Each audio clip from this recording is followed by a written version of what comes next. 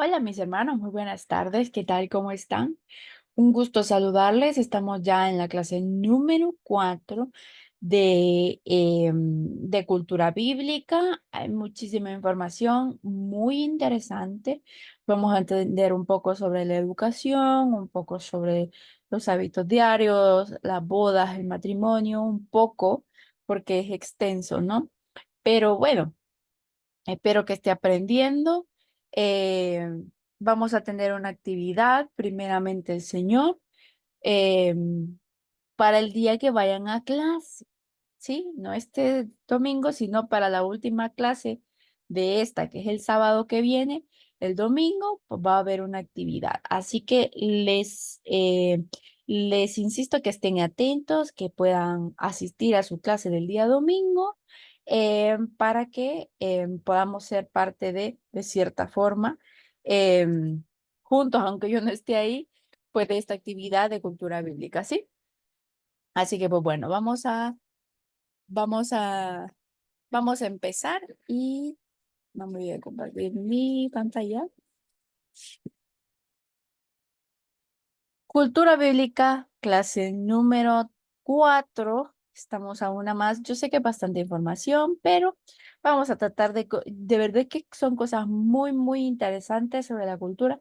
Y honestamente yo considero, no sé usted qué opina, pero que, o sea, así como nuestra cultura es enriquecida, de que nosotros pues disfrutamos de lo que sabemos del Salvador, la comida del Salvador. Entonces, qué bonito aprender de la cultura de Jesús, cómo eso ha eh, regido parte de su vida, de todo, ¿no? Porque Dios ha dispuesto así, los hombres han llevado las cosas a diferentes lugares, pero es todo este enriquecimiento tanto espiritual, porque muchas cosas, usted sabe, vienen de parte de Dios y otras cosas vienen de parte del hombre.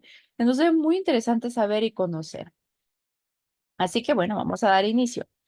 Vamos a ver ahora costumbres en la familia. Uno, sobre el matrimonio. Dos, el nacimiento, el cuidado de los niños. Tres, la educación en la juventud. Y por último, el programa diario de actividades que vimos un poco, pero vamos a repasarlo el día de hoy, porque tienen que ver. Empezamos de entrada del matrimonio. En el Antiguo Testamento, como usted sabe, había poligamia. Esto quiere decir que un hombre podía tener muchas mujeres. Ahora estamos en monogamia, donde un hombre, una mujer.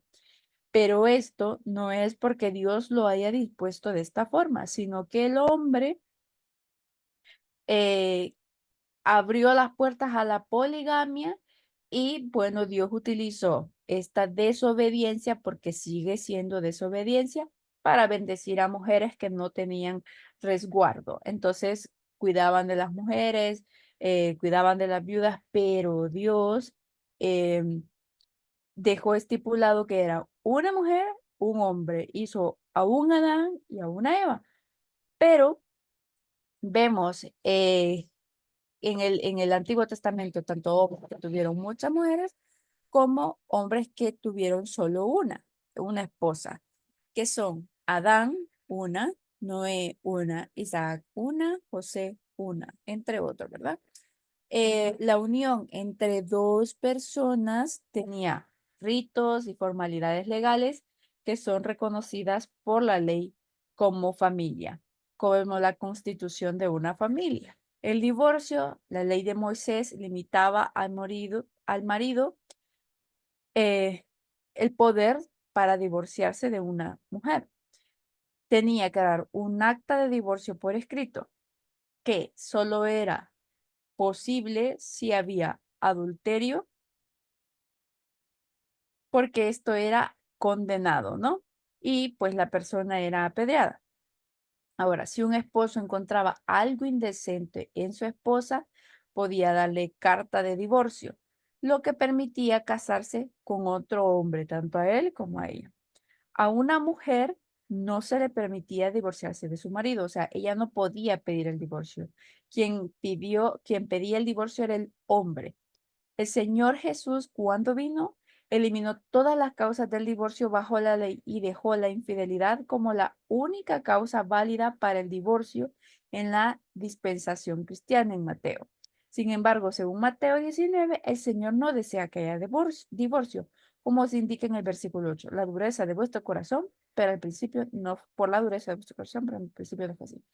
O sea, que el divorcio, primero, no estaba estipulado, pero en la ley de Moisés se introdujo por cosas indecentes que veía el esposo. Tenía que mostrar una carta diciendo como por qué. El único que podía pedir divorcio era el hombre y a la mujer se le permitía casarse con otro hombre, tanto como él claramente tenía la disponibilidad. Esto no era parte del plan perfecto para Dios. Cuando Jesús vino, dijo, a ver, vamos a quitar todas porque habían varias causas de divorcio si no le prestaba atención, si, etcétera. Habían muchas causas. Y vino Jesús y dijo que solo por la infidelidad iba a ser la causa.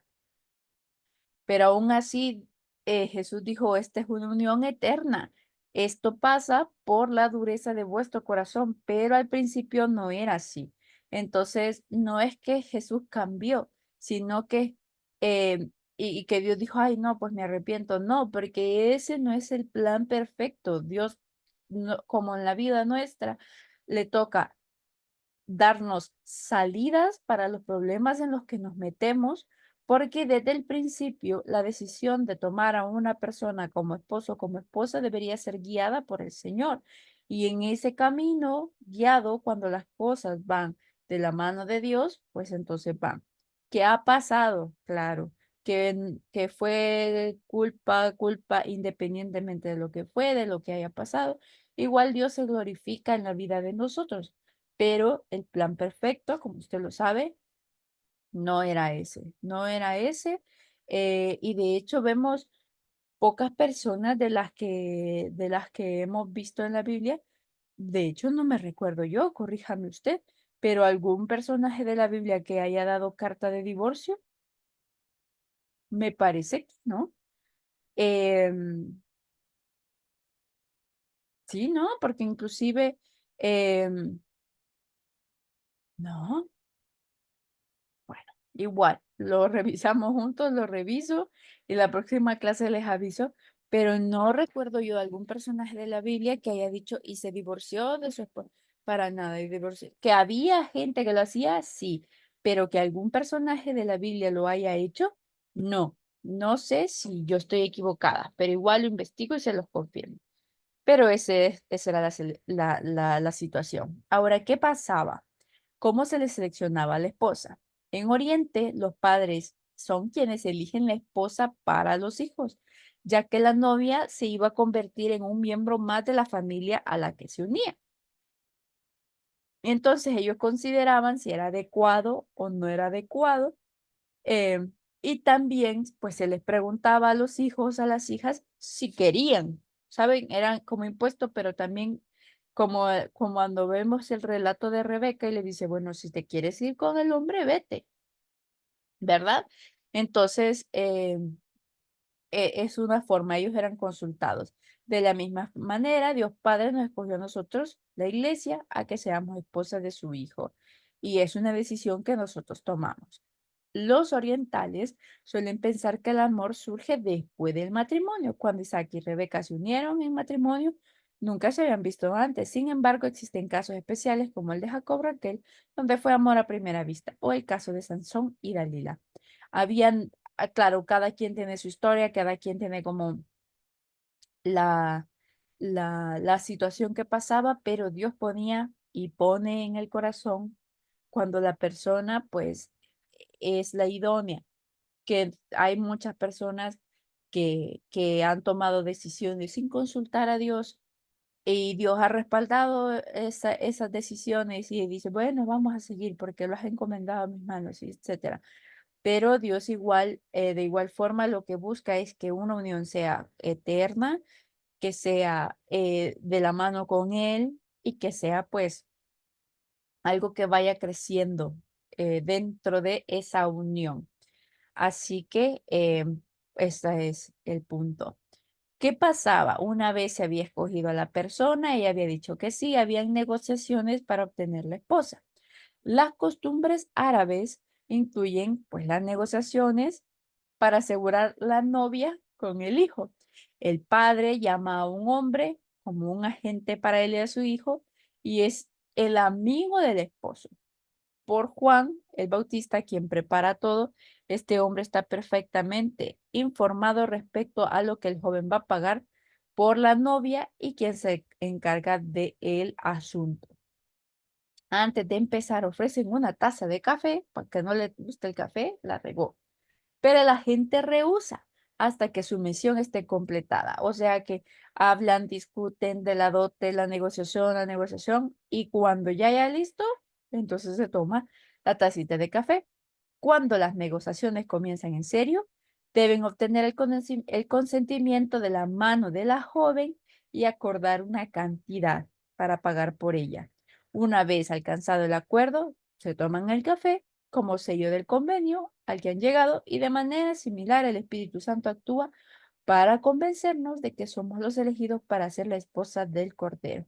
Y entonces nos tomamos el cafecito. Ya nosotros nos tomamos el cafecito, ¿no? Ya hemos llegado a esa conversación, hemos comprendido el valor, hemos comprendido el costo, hemos entregado nuestra mano, nuestra vida a Dios y eso estamos esperando, que Él venga por nosotros. Entonces, imagínense qué bonito que llegaban a la negociación.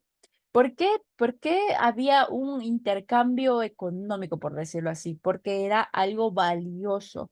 Era tanto la mujer significa fertilidad, porque iba a traer manos a trabajar, literal, eran hijos, hijas que iban a traer igual dotes, etcétera, todo esto. Entonces era como esa bendición a futuro, esa bendición generacional de obtener una esposa. El que alcanza, el que encuentra esposa, dice, no lo dice así, pues, pero hay el bien, o sea, busca y Dios, porque Dios, donde Él ha puesto en unión, Él la bendice.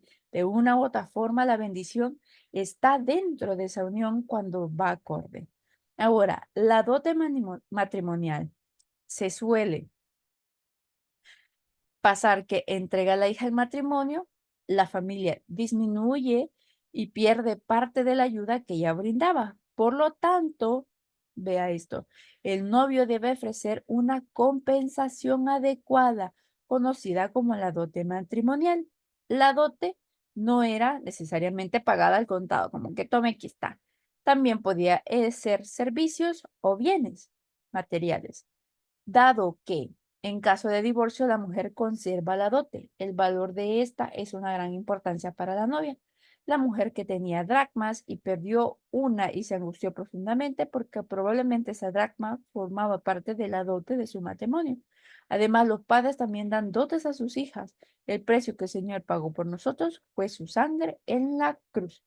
Entonces, una de las razones, aparte de la bendición generacional que estamos hablando, era porque la hija dejaba un vacío dentro de la familia. Entonces, para llenar un poco ese vacío de otra manera, era como que las manos que me llevo ahora van a estar en otro lugar, pues yo dejo una dote en este lugar en compensación, ¿sí? Por, em, porque me estoy llevando esto. Entonces, de la misma forma, Jesús dejó pues su sangre en pago por nosotros y nosotros ahora estamos en ese tiempo de espera, que vamos a ver cómo se llama. Es justamente esto. El desposorio es un contrato o compromiso de matrimonio que se hace ante testigos. Se celebra con una fiesta de ambas familias. El novio le regalaba a la novia un anillo de oro o un documento que le permitía casarse con ella. Y al cabo de un año aproximadamente se hace la boda.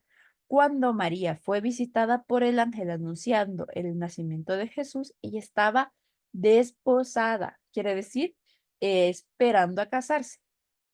La iglesia como esposa de Cristo está en desposamiento. Estamos en el desposorio, estamos esperando, porque el contrato ya está hecho el compromiso y solo estamos esperando a que pase este año, que no importa cuánto tiempo va a ser para nosotros, que venga nuestro esposo por nosotros, la iglesia, ¿sí? Que venga Jesús, nuestro Salvador, porque esa es la promesa que se ha hecho. Ese es el pago, las arras, el Espíritu Santo, ¿sí? Que ha quedado en nosotros y ese es lo valioso que ha dejado en nosotros, lo que nos permite casarnos con él. Es el documento que dice acá que le prometía casarse con ella. Entonces, eso es. Cuando transcurre este tiempo de desposorio, cuando se acabe la época de la gracia, iremos al cielo a las bodas del Cordero. O sea que estamos en qué? En el desposorio. Ve cómo es de bonito e importante aprender sobre la cultura, porque hablamos de bodas, bodas, bodas, pero no sabemos porque las bodas nuestras son muy diferentes. Entonces, cuando entendemos que nosotros ya estamos apartados para Él, comprendemos la santidad, comprendemos el ser fieles a Él, porque Él ya viene por nosotros. Es la analogía en la ilustración de las bodas. Y vamos a estar celebrando, y vamos a estar porque Él ha venido ya por nosotros. Muy bonito. Ahora, los vestidos del novio y los vestidos de la novia. El novio se vestía como rey, corona de oro o guirnalda de flores sobre su cabeza. Las vestiduras estaban perfumadas con incienso y mirra y llevaban un cinto de seda de colores brillantes junto con las sandalias adornadas con listones. No encontré fotografía, pero la novia tenía joyas en su cabello, perlas, vestidos bellamente adornados. Un poco le vemos a esta chica aquí. Em, Llevaba el cabello suelto, cubierto por un velo que oculta su rostro. De la misma manera, la iglesia debe estar preparada con un vestido de novia para cuando el Señor Jesús venga por ella. Y por eso decimos que va a encontrar nuestras ropas limpias, ¿verdad? Listas, puras, purificadas. El velo significa que no ha encontrado a ninguna persona más. La persona a la que se entrega es la persona que va a descubrir a esta persona. ¿Verdad? Entonces nosotros igual con velo, porque hemos sido fieles y esperamos a nuestro maestro, a nuestro esposo. La procesión matrimonial. Cuando ya ha pasado aproximadamente el año, el novio sale de la casa a buscar a la novia en la casa de sus padres y la lleva a la festividad de matrimonio o boda.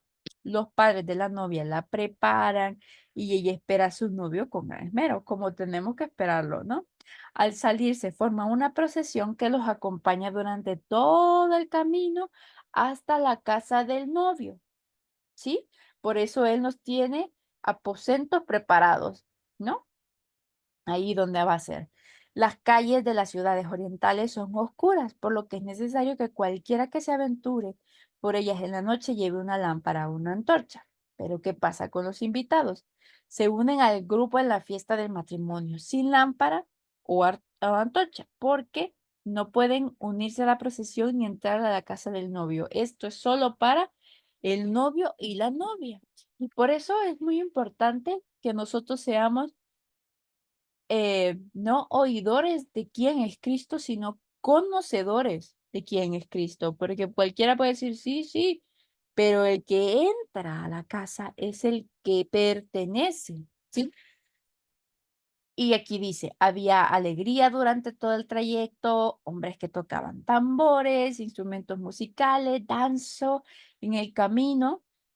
Pero dice, uno de los castigos profetizados por Jeremías para los judíos a causa de su pecado era quitarle las alegrías del matrimonio. La procesión se compara con el arrebatamiento, donde el Señor desciende del cielo, viene por su iglesia para llevarla a la boda del Cordero. En nuestra procesión cortísima, ¿no?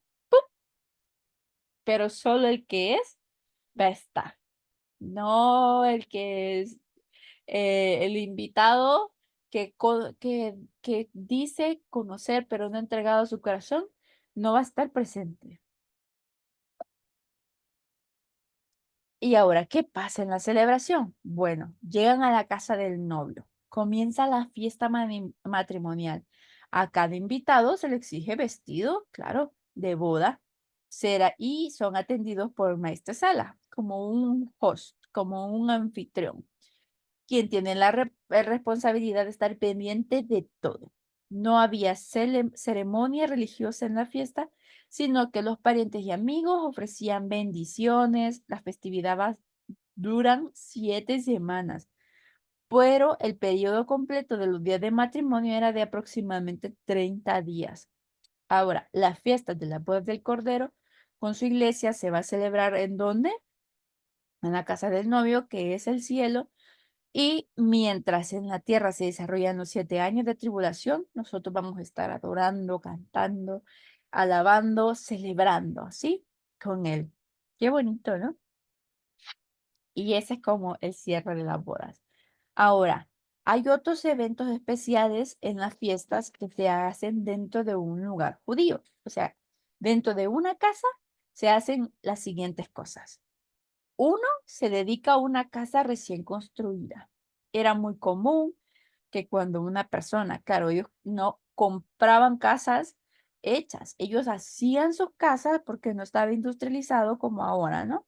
Ahora nosotros compramos casitas, alquilamos, etcétera. Ellos compraban casas. Ellos terminaban esto y le hacían una celebración de regocijo, hacían un festival, invitaban amigos y llevaban algunas ceremonias religiosas para asegurarse de la protección de Dios. Lo que nosotros decimos o conocemos como acción de gracias para encomendar diferentes cosas, el nacimiento de un bebé, la casita en la que uno esté viviendo, todo esto en agradecimiento al Señor. Esto.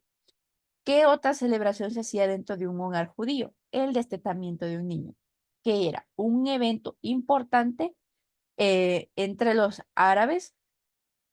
Todos estos, los niños se les alimenta, como sabemos, con leche materna, por lo menos 2 años y a veces hasta los 5.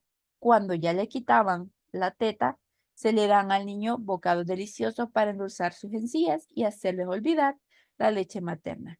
Un ejemplo de la fiesta de destetamiento fue la de Isaac, que fue un niño importante, ¿no?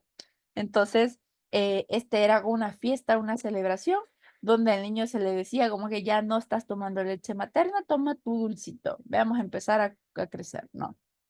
Son cosas importantes. Se recuerda también cuando habla de que ya no somos bebés, que tenemos que entrar a comer comida más sólida. Pues ven, vamos viendo la cultura, es un evento importante el dejar de comer leche materna, da l- em, representa ese crecimiento de que ya pasé de una edad de bebé, donde me tratan como bebé, no puedo hacer nada por mí mismo, a valerme por mí mismo y alimentarme con comida que me haga crecer más, ¿no? Otra de las celebraciones tenemos el tiempo de cosechas. La ley estipulaba que eran 2 fiestas que se hacían dentro del hogar para las cosechas. Uno era la Pentecostés, que se celebraba después de la cosecha del grano y era para dar gracias a Dios, y la de los tabernáculos, durante la cual el pueblo moraba en ramadas o en tiendas para recordar su estancia en el desierto tras la salida de Egipto. Perdón, entonces quiere decir que una se hacía dentro de la casa y la de los tabernáculos, ellos salían a vivir, a morar en enramadas, en tiendas para recordar el tiempo en el que estuvieron viviendo en Egipto. Y por último, la otra celebración que tenemos en el hogar es la trasquila de ovejas, que era que quitaban las lanas de las ovejitas y pues daban gracias a Dios y hacían una fiesta por la lana que obtenían de su ganado. ¿Por qué eran cosas tan, fíjense cómo es? Uno, el lugar donde me diste, gracias. Dos, el bebé que me diste que está creciendo, gracias a Dios. 13. Toda la bendición que has tenido con nosotros, gracias a Dios. Y un recordatorio de que por Él es que tenemos esta bendición. Y por último, después, para nuestro vestimento, igual, gracias a Dios. Entonces, doy gracias por donde vivo, doy gracias por lo que como, doy gracias por lo que recibo, doy gracias por la bendición de mi familia, doy gracias por mi vestido. Estas serán celebraciones y me parece muy bonito porque decimos, no, yo le oro a Dios todos los días, sí, pero así como Dios hace cosas especiales por nosotros, ¿qué de especial hacemos nosotros por Él? Y no que Él lo necesite, sino que en agradecimiento a Él. Muy lindo, muy lindo. Ahora, ¿qué pasaba con el nacimiento y el cuidado de los niños? Ya vimos la fiesta de destetamiento, pero ¿qué pasaba en todo esto? Entre las esposas había el anhelo de la esperanza de tener hijos, cosa que se ha quitado el día de hoy. En este anhelo, Raquel le dice a Jacob, dame hijos o si no me muero. El Señor había dicho originalmente a Adán y a Eva, fructificad y multiplicad. Y la promesa a Abraham era, y haré de tu simiente como el polvo de la tierra. La ley de Dios enseña que los niños son una bendición de Dios. Bendito el fruto de tu vientre, ¿sí? El salmista nos pinta a un hombre bendecido por Dios al decir, tu mujer será como parra que lleva fruto a los lados de tu casa. La esterilidad en el matrimonio se considera como una visitación divina de maldición. Un poquito esto. Lo que significa que la esterilidad era que Jehová había cerrado una matriz. El tener un hijo después de mucho tiempo de esterilidad, como en el caso de Elizabeth, quiere decir que el Señor había quitado su afrenta entre los hombres. Y vemos muchas mujeres estériles que estaban tristes porque una de las razones de ellas es ser mujeres, porque tener la habilidad de ver y no usar tus ojos, un poco así, aunque es muy básico, ¿no? Pero es un mandamiento también del Señor y es algo que lastimosamente se está perdiendo en el sentido de que la gente no quiere tener bebés, la gente no quiere tener hijos. em, y Dios dice, a ver, es bendición para ti, es bendición para tu hogar y para tus generaciones. Y hay personas que anhelan y no pueden. Entonces es como ese ahora de pensamiento diferente de que sí está bien. Hay que pensar qué va a hacer, cómo se va a hacer, ¿verdad? No traer los hijos a sufrir, pero también de tener un corazón abierto a que Dios bendiga el hogar con hijos. Así que pues eso. Y las mujeres, claro, ahora que las mujeres estamos más ocupadas, tenemos esto, tenemos lo otro, no es que ya no haya el propósito, porque el propósito de Dios no cambia, o sea, Él no muta, siempre es su deseo que haya bendición en cada hogar, eh, pero para ellas también, bueno, ahora lo vamos a ver, de por qué querían hijos varones y por qué querían hijos en general. Según la cultura bíblica, vamos a ver la preferencia de los hijos varones. Existe un deseo generalizado por ambos padres de que sea el recién nacido niño en lugar de niña.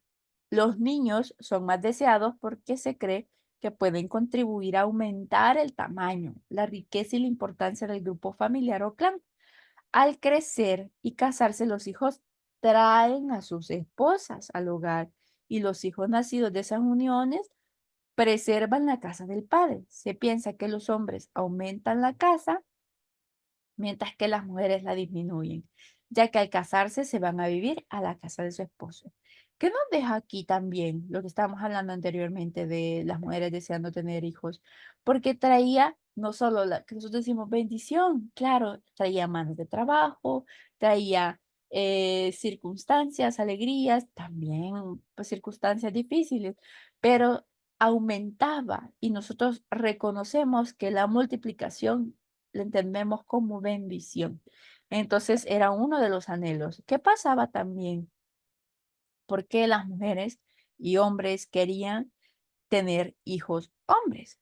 Que en el Antiguo Testamento cada mujer esperaba que ella fuera la madre del Mesías, ¿sí? Era como, tal vez me toca a mí, claro, porque estaban esperando un Mesías, entonces querían a un niño varón, porque quizás iba a ser el de ella, iba a ser el de ellas, así. Entonces había ese deseo tanto en el hombre como en la mujer de que ellas fueran quienes iban a llevar la promesa mesiánica a la luz.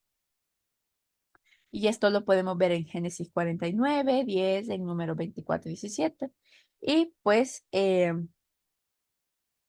era una de las razones por las que preferían niños a las niñas. Aparte de el hecho de multiplicar, como leímos anteriormente, el hombre llevaba a la mujer, llevaba dos manos extra que quitó de por allá e iba a dar muchísimas manos extras más de las que Dios les permitiese tener dentro del hogar. Esto era enriquecimiento eh, para ellos, económico, físico, manos para trabajar, más animales que puedo comprar, ¿verdad? Ahora, ¿qué pasa con el cuidado del bebé? Para los años orientales en las tierras eh, los cuidados de los niños eran similar como se les hizo a Jesús al nacer. En lugar de permitir que el niño mueva sus extremidades libremente, se enredaba manos y pies con bandas de pañales, convirtiéndolo en un bulto inmóvil, similar a una momia. Al nacer el niño se baña, se frota con sal, que sabemos que la sal es como desinfectante, con las piernas juntas, los brazos a los lados, se envuelve apretadamente con bandas de lino o algodón de 10 a 12 centímetros y se pasa por la barbilla también y la frente del niño. Este está muy destapado, pero como momiecita, ¿no? Y esto se practicaba también en el tiempo de Ezequiel, en el tiempo de Jesús, fue justamente la forma en la que lo envolvieron. Miren, un tamalito. Qué chulo, ¿no? Ahora, ¿qué pasa con los ritos y ofrendas a la hora del nacimiento de un bebé? Los niños eran circuncidados al octavo día. Tenía fotitos ahí, pero no las quise poner, pobrecita el bebé. Eh, que se realizaba la circuncisión y se pronunciaban las siguientes palabras. Bendito sea el Señor, nuestro Dios, que nos ha santificado con sus preceptos y nos ha dado la circuncisión. Luego el padre del niño decía, quien nos ha santificado por sus preceptos y nos permite introducir a nuestro niño en el pacto de Abraham, nuestro padre. Jesús fue circuncidado al octavo día de su nacimiento y se le dio el nombre de Jesús. ¿Qué pasa con esto? La circuncisión era una señal del pacto que se le dio a Abraham. Todos los nacidos de Abraham tenían que ser circuncidados porque era que ellos estaban aceptando el pacto también que Dios había hecho con Abraham. ¿De qué? De ser padre de naciones. Por lo tanto, fíjese, cualquiera diría, ay, pero ¿por qué? Porque si usted se puede pensar, si es padre, la generación de el ser padre, el acto, era un recordatorio, ¿sí? Y la circuncisión tiene muchas más como, como funciones, por decirlo así, de limpieza, etcétera, que eran, que le suman, ¿sabe? A la idea, al pacto que Dios había hecho, porque tiene muchísimas razones extras por las que es importante. Les comento un par que he escuchado en predicaciones, claro. Uno, que es por la pureza, ¿verdad? Porque mantenía la zona limpia. Dos, porque inhibe un poco este crecimiento de esta necesidad sexual. Entonces, es como que me concentro más en Dios. O sea, era como eso. Esto que yo te quito es para que te concentres en mí, pero igual yo sé que te he mandado a multiplicarte. Es muy bonito, este es un pensamiento propio, pero me parece muy interesante cómo Dios utiliza cosas específicas en nuestra vida para recordarnos em, las cosas importantes que tenemos con Él. Cada quien tiene un trato diferente, cada quien tiene un problema diferente, una debilidad, un área de trabajo, una oportunidad, un, ¿cómo se? Desafío diario, pero Dios, de acuerdo a nuestras necesidades, va a ponernos un recordatorio en nuestra vida de que Él es más que todo eso. Entonces, de las promesas que Él ha hecho en nuestra vida, vemos el arco iris, lastimosamente ocupado para otras cosas, pero el que conoce el verdadero significado, conoce la importancia de. Entonces, igualmente, para los judíos, este es un recordatorio físico del pacto. Nosotros tenemos un recordatorio espiritual del pacto. ¿Por qué? Porque nosotros nos entregamos a Dios en espíritu, nos entregamos a que Él obre en nosotros y ese obrar en nosotros se proyecta en nuestra vida diaria. Y así es como se cumple la promesa de Él y nuestro recordatorio, su pacto con nosotros de que viene por nosotros, ¿sabe? Y de que ya lo entregó todo y todo lo que ha hecho. Muy bonito, muy interesante. Y de hecho hay analogías en la Biblia sobre circuncidados, ¿sí? Entonces, quitar esa parte de que nos impide acercarnos a Dios. Muy lindo. Dice, después del nacimiento, la madre judía pasaba un periodo de purificación de 7 días si era varón, de 14 si era niña. Después de este periodo, permanecía 33 días en casa por un niño y 66 por una niña, completando aún así un total de 40 días por varón y 80 días por una hembra. Tiempo de purificación, ¿verdad? Eran 7 días por el niño, 14 días por la niña. De ahí eran 33 días por un niño y 66 por una niña, sumando 40 y 80 días de purificación por niño o niña. Entonces, la madre, después de este plazo, ya podía ir al templo, presentar ofrendas por el niño. Si era rica, llevaba un cordero como ofrenda, pero si era pobre, ofrecía 2 pichones jóvenes, un par de tórtolas. A los 40 años de nacido, Jesús, 40 años, no llegó a los 40 años. A los 40 días de nacido, Jesús fue presentado en el templo y llevaron como ofrenda un par de tórtolas o palominos. ¿Qué nos hace decir su ofrenda? Que eran pobres, tenían pocos recursos. Ahora, ¿cómo se ponían los nombres? Y esto lo hemos visto muy bonito durante toda la Biblia, em, de que los nombres de los niños tenían que incluir el nombre de Dios. Era como parte de la cultura. ¿Por qué? Porque se ve al niño como cabeza de la familia. Vemos toda la importancia que se le da a Adán, se creó primero. Esto no quiere decir que sea más importante, no, sino que Dios lo ha puesto como cabeza. Y aquí vemos 6 ejemplos de nombres que tienen Dios incluido dentro del nombre, de su significado. Abdías, siervo de Jehová. Daniel, Dios es mi juez. Abías, cuyo padre es Dios. Elías, mi Dios es Jehová. Azarías, ayudado por Jehová. Ezequiel, Dios fortalecerá. Nombres de hombres que incluyen Dios. Muchísimos más. Vamos a ver una lista completa más allá, pero bueno. Niñas. Eran diferentes. Ellas se ponían con términos de la naturaleza, alguna gracia, carácter amigable, agradable, Rode, rosa, Dorcas, gacela, Raquel, cordero, Débora, oveja. A ver, ya me salieron alitas y patitas. Abeja, Esther, estrella y Noemí, placentera. Vemos una diferencia entre los significados de nombres para mujeres y significados de nombres para hombres. Después del nacimiento del primer hijo, los padres eran conocidos como el papá de fulanito, el papá de Víctor, el papá de Michelle, el papá de Elba, etc. Y la madre de Jesús, José, padre de Jesús. Además, el hijo añadía el primer nombre como segundo nombre. Por ejemplo, Simón, hijo de Jonás. Sería Michelle, hija de Álvaro. Ujú, ¿sí? Debbie, hija de Víctor.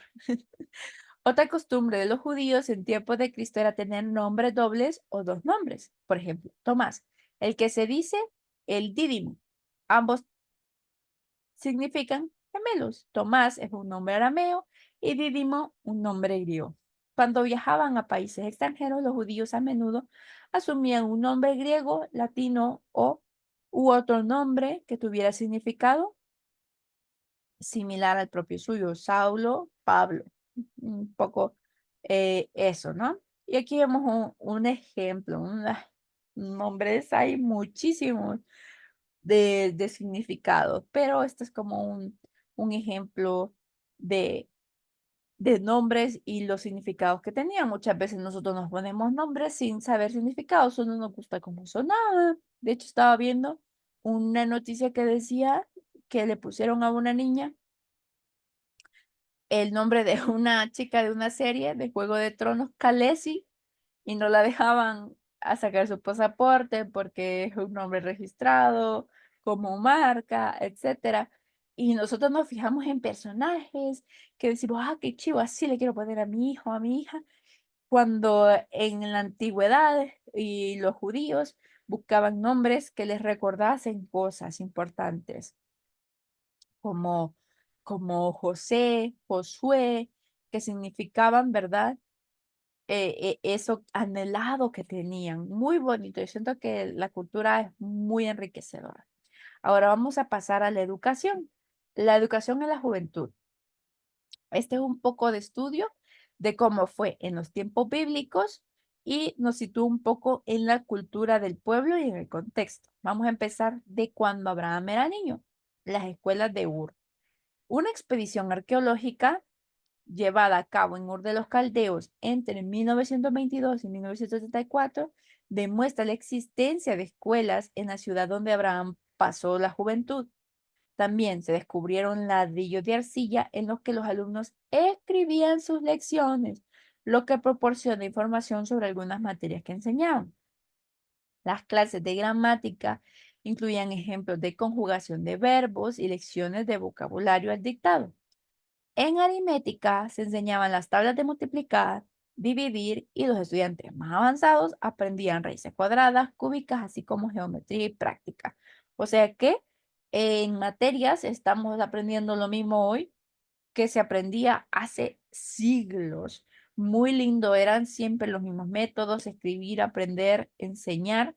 No había papel en aquel tiempo, se hacía en ladrillos de arcilla porque es más, ¿verdad? Con un cosito se puede dejar algo, pero muy interesante. En aquel tiempo también se daban lecciones de comercio, administración, botánica, geografía y dibujo. Es como un ejemplo como los niños. Aquí ya tienen libros, pero estamos hablando de Ur de los Caldeos y no tenían esa facilidad. Abraham y Sara fueron educados bajo el código de leyes de Hammurabi. Este era un código de leyes que venía de otro lado, siempre del ámbito oriental, pero de donde había un poco más de crecimiento y civilización, por decirlo así. Entonces ya se había creado un código de leyes eh, como de convivencia entre seres humanos. Y este código de leyes de Hammurabi decía que Sara podía dar a su criada como esposa secundaria. Lo decía ese libro, no lo dijo Dios. Y por eso hubo pago porque hizo algo que Dios no le había mandado. Él le dijo, yo te voy a dar un hijo. Pero ella dijo, ¿cuándo? Cuando se desesperó, hizo algo que no, perdón, le mandaba a Dios. Era una práctica de la ley del código de Hammurabi. Ahora, otra acción similar pasó con Jacob en Génesis 30, pero después que la ley entró en vigor, desaparece. De que Jacob, que tuvo dos personas, ¿no? Raquel y Lea. Entonces era como que se podía, pero no, no, no, no. Dios no dijo, era el código este que permitía estas situaciones. Claro, lo que no viene de Dios siempre desconfigura lo que viene de Dios. Pasando de Abraham, venimos a Egipto, cuando Moisés era joven. Moisés fue criado por la hija de Faraón, educado en toda sabiduría de los egipcios. Incluía aritmética, geometría, poesía, poesía, música y astronomía. En Egipto las escuelas estaban asociadas con templos y dirigidas por sacerdotes. Se dice que Moisés asistió a la escuela del Templo del Sol en Heliópolis y aprendió jeroglíficos egipcios y probablemente escritura cananea. Al enseñar la ley al pueblo, Moisés utilizó repetición, lectura pública y canciones, reflejando el método de enseñanza que recibió él en Egipto. Y aquí nos muestra que Dios elige personas basadas en sus experiencias previas para ponerlo en práctica. Pero también Él nos enseña cosas nuevas. Pero la educación de Moisés, Dios tenía un plan perfecto porque dirigir 10.000 personas no es un trabajo fácil. Tenía que haber una preparación que Dios ya había otorgado a Moisés para poder dirigir al pueblo. Así, de esta misma forma, Pablo fue preparado para guiar a la iglesia más tarde. Lo que él había aprendido, todo lo que él sabía, después le dice, sí, sí, sí, sí, pero a ver, ¿qué me persigues? Tú tienes que estar del otro lado. Y lo que ya había aprendido, más lo que aprendió de Jesús, es lo que nos deja esas enseñanzas muy preciosas en la Biblia. Ahora, ¿qué pasa sobre la educación hebrea ya bajo la ley de Moisés? Empezamos con Abraham en Ur de los Caldeos, después vamos con Moisés en Egipto, que había educación en Egipto, claramente, esto no quiere decir que habían civilizaciones alrededor, como lo que dijimos anteriormente del Código de Hammurabi, que ya tenían conocimiento y crecimiento educacional, por decirlo así. Venimos a la mezcla de la educación hebrea con la ley de Moisés. La educación judía en las primeras etapas se centraba en el hogar. La madre era la responsable de la educación de los niños y las niñas durante los primeros 3 años, mire, 3 años de la vida, probablemente hasta el destete. O sea que dijimos desde cuando el destetamiento era de los 2 hasta los 5 años. Después se enseñaba a las niñas los deberes domésticos durante la infancia y a los niños se les enseñaba la ley desde los 3 años y también eran responsables de hacer oficio. Jesús no era simplemente el hijo del carpintero, sino que también era carpintero el mismo. O sea, lo que fue mi papá, lo soy yo, más las leyes. Y me gustó esta imagen que dice, hoy la sesión familiar de enseñanza la haremos más tarde. Tenemos que ir al tabernáculo a recibir la enseñanza del sacerdote. O sea que todos aprendían en familia. Por eso se inculca tanto el devocional, porque es un aprendizaje en familia de Dios. Vamos a la escuela, vamos al colegio, dedicamos todo el día a estarnos entretenidos. Hoy es entretenidos más que educados. Y ellos, hay muchas cosas bonitas que podemos sacar de aquí y aplicar a nuestra vida.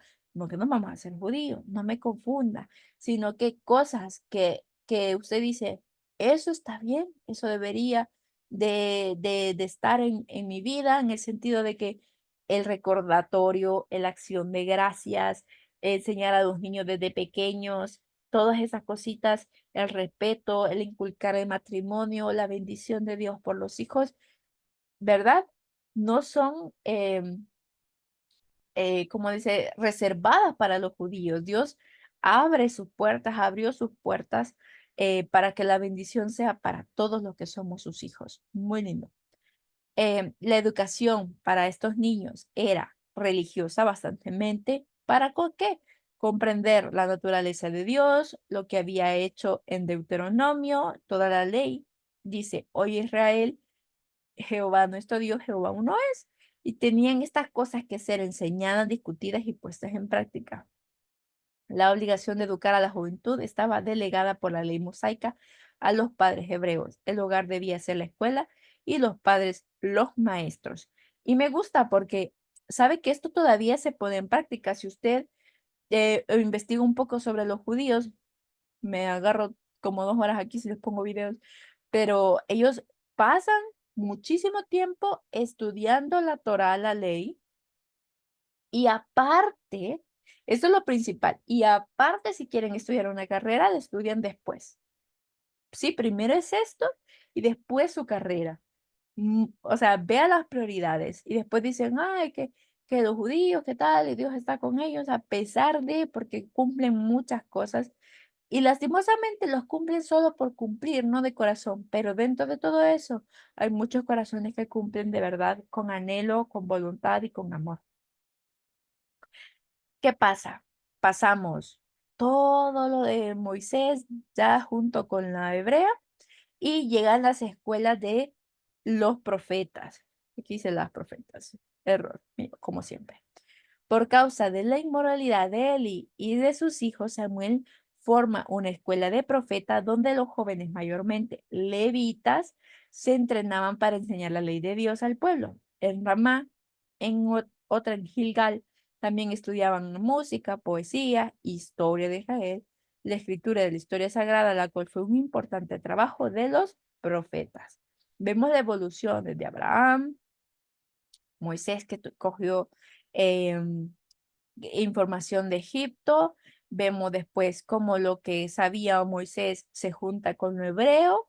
La ley se implanta dentro de toda la cultura y después evoluciona a la escuela de los profetas donde se muestra una mezcla de la ley, la historia y escribir, ¿verdad? Porque ya Dios había estipulado a Moisés, escribe estas palabras. Entonces ya se empezaba a documentar. Era trabajo de los profetas, que mayormente eran levitas, que eran los levitas que se encargaban pues de los quehaceres del templo. Yo los había destinado a ellos. Entonces ellos no hacían nada más que cuidar del templo, podían dedicar un tiempo más dentro de sus quehaceres o introducir dentro de sus quehaceres el dedicarse a aprender de Dios. Las escuelas de las sinagogas cuando Jesús era niño. Vamos ya a esta temporada. Cuando Jesús hubo crecido hasta convertirse en un joven, asistió a la escuela de la sinagoga en la villa de Nazaret. Los niños judíos eran enviados a esta escuela de 5 a 6 años y los alumnos, cada uno estaba de pie con su maestro o se sentaban en el piso, como vimos anteriormente, de frente hacia su maestro. Generalmente las sinagogas no asistían niños a estudiar. Cuando los niños ya tenían 10 años, la Biblia, la Biblia era su único texto. De los 10 a los 15, la materia más importante era la ley tradicional y el estudio de la teología. El estudio de la Biblia comenzaba con el libro del Levítico y se continuaba con otros pasajes del Pentateuco. Luego seguía con los profetas y finalmente las demás escrituras. Pasó Jesús. Vamos a la época rabínica en los tiempos de Pablo. En los tiempos de Pablo habían dos escuelas, la de Gilei perdón, la de Chamai. Shammai. Entonces, perdón, por hecho sabemos que Pablo asistió a la escuela de Gilel en Jerusalén, que era un poco más liberal, hacía énfasis sobre las tradiciones orales de los judíos. Saulo, Pablo de Tarso, desde niño fue llevado a Jerusalén para iniciar su entrenamiento bajo el gran maestro Gamaliel. Se graduó en esta escuela y vino a ser el típico rabí fariseo. El Señor Jesús asistió a la escuela de Shammai, donde había menos conflictos sobre la tradición y más sobre las enseñanzas espirituales de la ley y de los profetas. Las dos diferentes escuelas. Ahora vamos a las escuelas romanas en el primer siglo. Probablemente hubo 20 escuelas de gramática en Roma cuando el apóstol Pablo hizo su primera visita a la ciudad. A las señoritas, pues, se les permitía ir a la escuela, pero hay evidencia de que los jóvenes, los varones, aprovechaban más este privilegio. La referencia de Pablo al ayo en Gálatas 3:24 de estas escuelas romanas fue primeramente mal entendida por muchos, hasta que los escritos en papiros, ya no lo escribían en ladrillos de arcilla, arrojaron a la luz que el ayo significa, no era jefe ni maestro, sino era el esclavo fiel que era obligado o su obligación era llevar a los niños de su jefe a la escuela y cuidar de que no les sucediera ninguna cosa mal. Pablo compara a Cristo con el maestro real. Ahí la ley semejante al esclavo cuya obligación era llevar al alumno al maestro. Por eso es el ayo, ¿no? De que llevaba a, al alumno al maestro, a conocer al maestro, a aprender. Los descubrimientos arqueológicos en Éfeso indican que la escuela de Tirano en la que Pablo discutía cada día probablemente era la escuela elemental donde el maestro enseñaba algunas horas por la mañana y algunas veces por la tarde. Así el cuarto podía estar a disposición de Pablo cuando lo necesitase, de tal manera que los cuartos de escuela estaban situados adyacentes a la calle, prestándose admirablemente a su propósito. O sea que tenía una escuela que tenía em, cuartitos para poder enseñar. Y ya habíamos un poco visto esto en clase pasada. Sobre entonces, ¿qué eran las actividades diarias? Vamos a hacer un repaso de algunas que vimos y agregar un poco más. ¿Qué pasaba en un diario vivir? Nosotros sabemos que el trabajo, la comida, ver la tele, y es parte de nuestra cultura, ver la tele, el entretenimiento, etcétera. Entonces, ¿qué pasaba? Primero, se levantaban temprano. Hábito general de Israel, porque el clima es caliente, entonces se empezaban a hacer las actividades temprano mientras estaba fresco y pues al atardecer las obligaciones terminaban y cada quien iba a su casa. Molían el grano. ¿Quiénes hacían esto? Las mujeres, porque los hombres sentían, consideraban que era una tarea humillante y servil. Pero el ruido de los molinos em, se asocia con un hogar, con una abundancia, y por eso es que probablemente Jeremías lanzó juicio sobre Israel acerca de esto, ¿verdad? Que los molinos iban a cesar, de escasez. De esto puede inferirse que el ruido de estos molinos de mano es una indicación de actividad y vida. Esa ausencia puede ser signo de suma desolación. ¿Qué pasaba con las mujeres? Dijimos que ellas eran las encargadas en fabricar telas, la lana de la fiesta que hacían de ¿cómo se llama? Quitarle la pielecita a las ovejitas.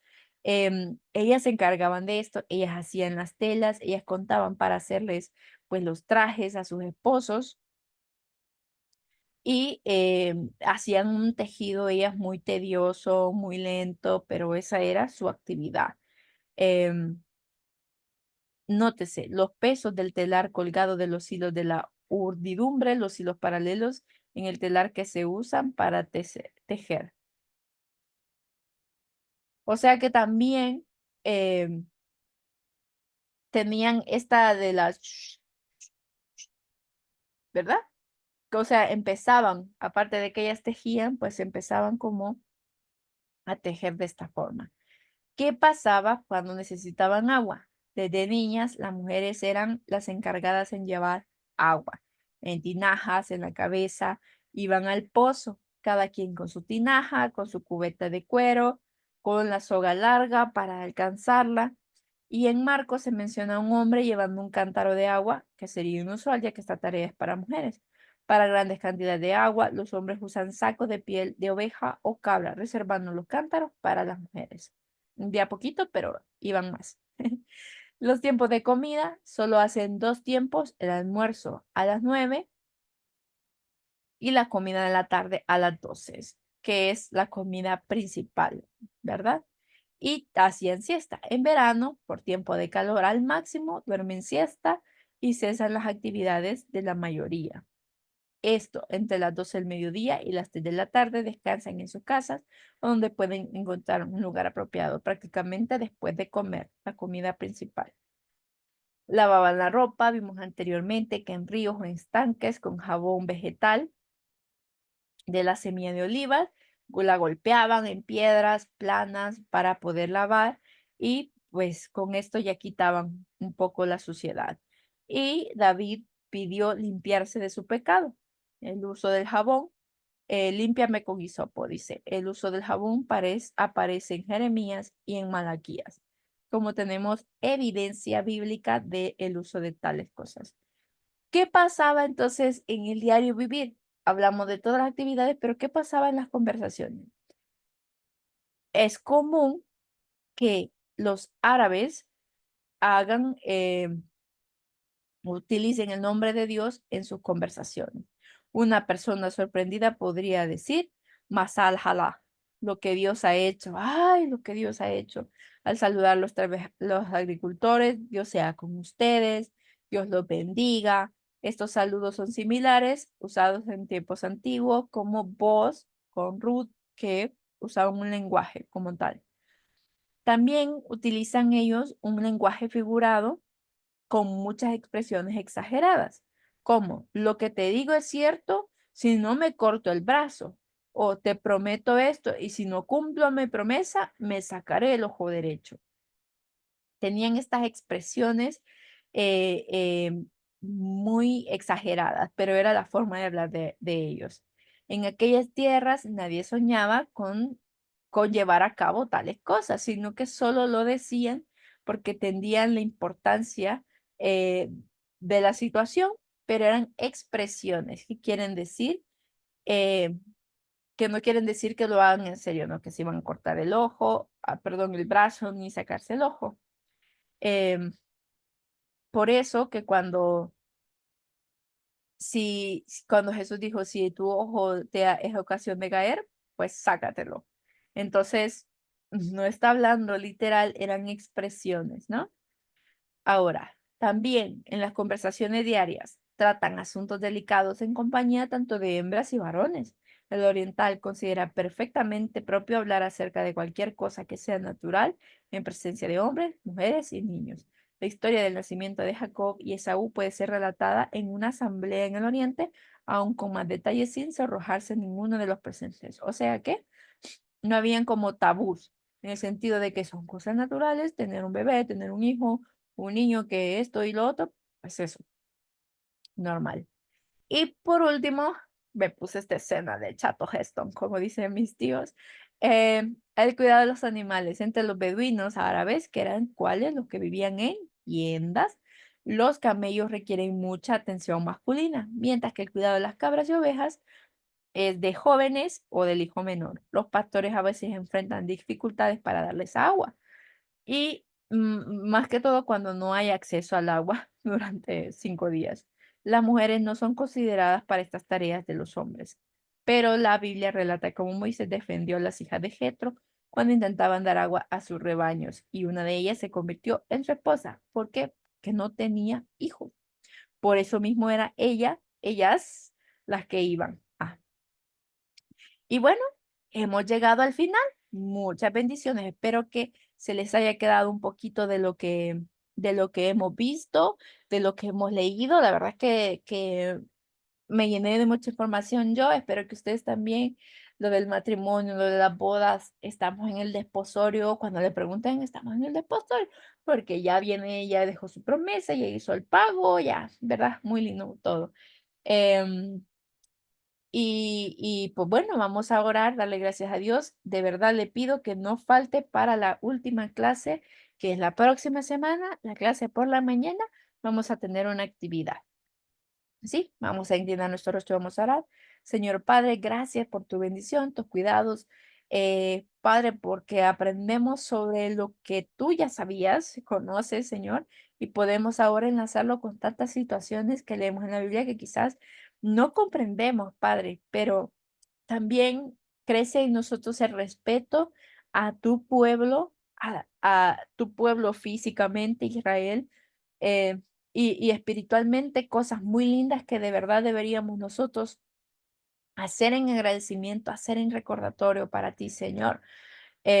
No que esto nos va a dar o quitar aquello o lo otro, sino que de verdad en cada acción que tengamos, que es lo que veo reflejado yo personalmente acá, cada acción, cada evento, cada cosa, un agradecimiento, un recordatorio de que quien da eso, quien quita eso, eres tu Padre. Señor, gracias te pido por hermana Elba, Sandra, Dorina, Bianchi, Michelle, Ivonne, Víctor, hermano Juan, hermana Carmen, Señor.